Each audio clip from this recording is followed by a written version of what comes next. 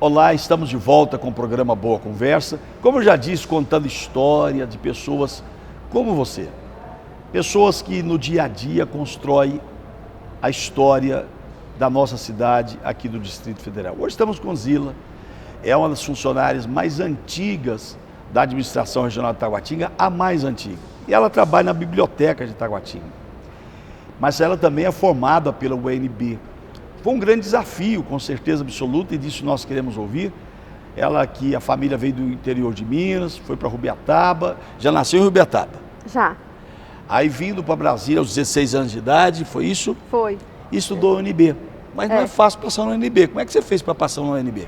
Eu tenho outra graduação que eu fiz na Católica, né? Ah, você é graduada em... Quando eu era mais novinha, eu passei na Católica e até tentei o vestibular no UNB, mas não consegui passar. Aí eu fui fazer Católica, e também a Católica era lá em Taguatinga. Nessa época a Católica funcionava ali no Marista ainda, na Comercial Sul. E não tinha aquele campus lá no Pistão. É bem antigo, né? Bem antigo. Aí eu fiz, inclusive, eu fiz pedagogia, eu fiz 2 graduações lá. Fiz orientação educacional e a parte de administração escolar. Aí depois, eu já estava trabalhando no GDF, eu fui convidada para ir trabalhar no arquivo público. Aí, por trabalhar no arquivo público e por incentivo de um chefe que eu tinha, do finado Luiz Carlos, ele me incentivou muito a entrar no curso da UNB, que era um curso novo de arquivologia. E assim, ele falou assim, não, você está trabalhando aqui, você tem que estudar, você tem que voltar para a faculdade, você tem que fazer ou um mestrado ou uma graduação. Aí foi quando eu entrei na UNB, para fazer o curso de graduação. Depois, nesse período ainda, eu fui para São Paulo, fiz uma especialização lá, porque bastava ter o curso superior em qualquer área, né? Então, eu dei uma interrompida no curso de arquivologia, fui para São Paulo, fiz especialização, voltei e concluí o curso de arquivologia. Aí, trabalhei no arquivo público. No arquivo público muitos anos, muito mesmo, né? E quando, em 98, que teve a mudança de governo, que foi do PT e que foi o Roriz ganhou, o Roriz ele exonerou o senhor lembra assim, que ele exonerou todo mundo dos cargos comissionados num ato só. Sim. E todo mundo que era requisitado tinha que voltar por ordem de origem. Aí eu falei assim, puxa vida, estou aqui, me especializei nessa área, vou voltar para trabalhar numa coisa que não é o que eu gosto, não é o que eu sei fazer. Voltei, né? Fui trabalhar no Buriti. Aí a biblioteca que eu trabalhava, porque eu comecei a trabalhar numa biblioteca lá no Buriti também. Dentro do palácio mesmo? Era no 5º andar. Era uma biblioteca enorme, muito grande. Ela ocupava a metade de um andar daqueles lá do anexo do Palácio do Buriti. Aí eu falei assim, não dá para ficar aqui. Assim, tava muito difícil, né? Aí surgiu uma vaga para ser arquivista no Correio Brasiliense. Fui lá, eu tinha prestado já um serviço lá e me candidatei, fiz a entrevista como todo mundo, esperei. Ela falou assim, aí a psicóloga que me fez a entrevista, ela falou assim, você me fez perder tempo, hein? Por quê? Porque ela falou assim, você é a minha melhor candidata, você devia ter... Eu fui a última a ser entrevistada. Por que você deixou para ser a última? Aí ela falou assim, você começa segunda-feira, tá? Traz seus documentos. Aí deixou o serviço público? Aí eu pedi licença no serviço público. Não remunerado por... Eu tirei licença para tratar de interesse particular e fiquei 3 anos no Correio Brasiliense trabalhando como arquivista lá, organizando o arquivo administrativo deles. Mas é isso que eu ia perguntar, Zila. O que é que faz um arquivista? Essa profissão ainda existe? E muito. E assim, a empresa que tem um arquivista, ela até se livra de muitas auditorias que ela não consegue achar os documentos para comprovar, às vezes. O Correio Brasiliense, nessa época, ele estava sofrendo assim, muita fiscalização do governo, tanto federal como do Distrito Federal. Então, assim, tinha vezes assim, que eles perdiam prazo, tinham que solicitar prorrogação de prazo, eles não conseguiam encontrar a documentação que eles precisavam para comprovar aquilo. né? Eu não trabalhei na área do arquivo jornalístico, eu trabalhei na área do arquivo administrativo. Eles tinham assim, vários lugares que eles acumulavam a documentação, mas se precisasse de um documento, eles não sabiam onde estava. Né? Então, na realidade, vocês também fazem um trabalho de organização. Organizar e nós organizamos e informatizamos. Aí, assim, eu era conhecida lá nessa área administrativa do Correio, todo mundo me conhecia.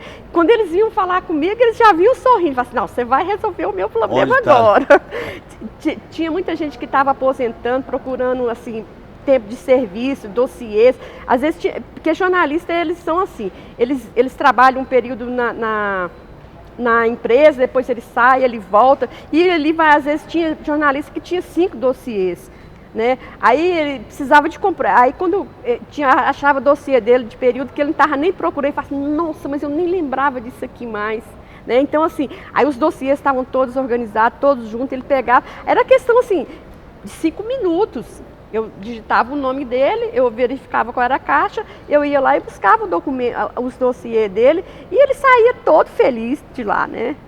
Mas hoje não existe também mais aqueles grandes arquivos, aquelas grandes prateleiras, isso já não existe mais.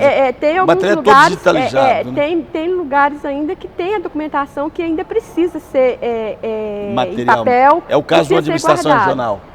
Não, assim, a administração, ela tem eu conheço o arquivo da administração. Quando eu trabalhava no arquivo público, nós fizemos até um trabalho lá, uma vez, fizemos um recolhimento, porque assim, aquilo lá, dessa parte de papel, ela nunca foi digitalizada, ela nunca foi informatizada, e não tem coisa lá que não tem, é da época da datilografia. É o único material que tem É o único que tem. Então são documentos ainda que comprobatórios, né, que servem para comprovar. E tem também os documentos históricos, que é o que vai contar a história. Que é o mais importante, você falou ainda há pouco do arquivo público, é o que conta a história, é a memória viva da cidade. Da história da cidade. Então esses documentos é os que ficam no arquivo permanente. Agora com essa informatização que o GDF fez, através do SEI, assim, então nós vamos ter arquivos agora digitais, né? Não vai ter mais assim, aquele acúmulo de papel como tinha antigamente. Mas tem aquele material que você já disse que é história, que também, muitas vezes, se não for digitalizado, ele vai acabar se perdendo, né? Agora a grande preocupação é manter essas mídias acessíveis, né?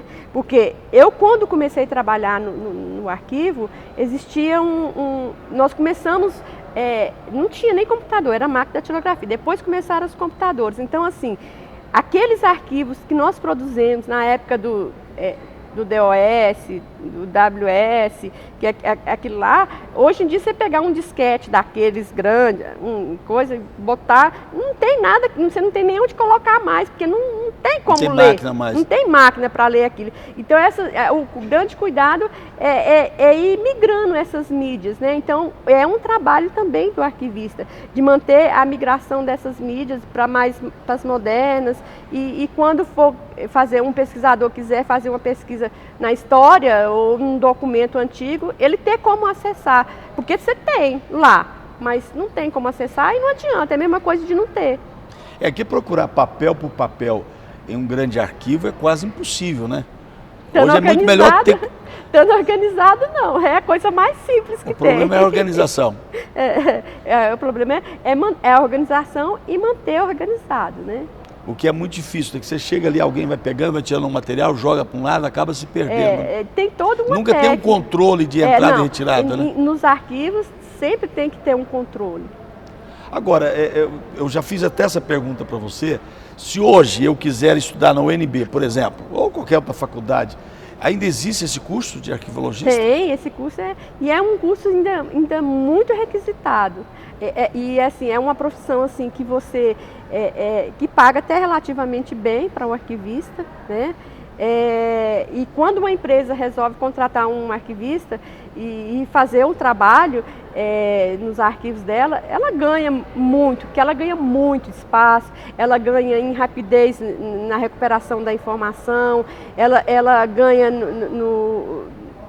no controle da informação, se, por exemplo, tem uma auditoria, você tem como recuperar a documentação rapidinho e não ficar perdendo prazos, né? Você pensa em, quando aposentar, fazer essa consultoria para empresas privadas? Eu pensava antigamente, era um sonho meu, mas... Depois da pandemia, não quer mais saber disso? Não, não foi nem isso.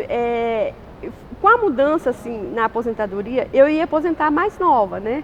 E eu já era para estar até aposentada há 8 anos.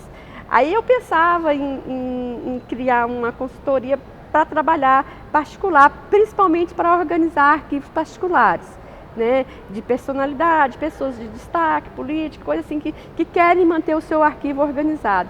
Aí eu fui desistindo da ideia e agora não tenho mais essa pretensão, não. Só quer curtir a vida agora? Ainda quero trabalhar um pouco mais na biblioteca, que eu tenho um sonho de ver a biblioteca informatizada.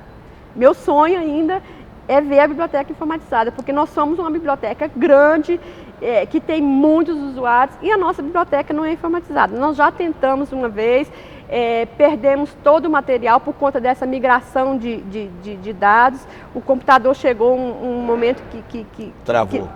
Que ele travou e não conseguiu fazer a migração de dados antes. Perdeu todo o material? Perdemos. Eu já tinha registrado 10 mil livros, aí nós perdemos tudo e começamos de novo. Você é persistente. Persistência. E meu sonho é ver aquela biblioteca informatizada antes de parar de trabalhar. É porque esse período agora também da pandemia deu uma parada. Deu. A biblioteca agora está em reforma. Esses dias eu estava procurando na internet, assim, mexendo algumas coisas, e eu vi uma foto. Aquele prédio da biblioteca, ele é de 1960. Ele lá funcionava a oficina de marcenaria da EIT. E depois que foi transformado em biblioteca. Então, a biblioteca estava precisando muito de uma reforma, né? E conseguimos essa reforma agora, ela tá acabando de ser feita, né? Precisava de reforma de telhado, de parte elétrica, hidráulica, banheiro, pintura. Então, assim, ela estava precisando muito, né, de uma reforma. Então, ela está sendo concluída e a gente espera... Concluída a reforma, só fica faltando aí os computadores novos, condições de fazer um bom trabalho. Nós já tivemos até um telecentro lá que funcionava assim, era muito bom, mas como aquela história, a falta de manutenção foi indo que acabou e fechou, né? É como nós, seres humanos, né? Se à medida que o tempo vai passando e a gente não for fazendo algumas reformas, daqui a pouco a gente desaba completamente. Isso vale também para o serviço público. Olha, Zila, nós queremos te agradecer muito pela sua presença, pelas suas informações, por aquilo que você contribui ainda com o serviço público e numa área tão estratégica, que é a área que traz conhecimento, que ajuda pessoas a adquirirem conhecimento e também na realização de sonhos, como você falou ainda há pouco, né? Muito obrigado, Zila. E quem tem o conhecimento está com boa parte do poder, né? É isso que nós aprendemos, né? Está com boa parte do poder. Olha, nós agradecemos aqui a Zila, agradecemos você pela companhia, por caminhar conosco a cada manhã no programa Boa Conversa. Convido você a permanecer conosco, porque daqui a pouquinho nós teremos uma palavra de fé e de esperança para você e para sua família. Permaneça conosco, um forte abraço.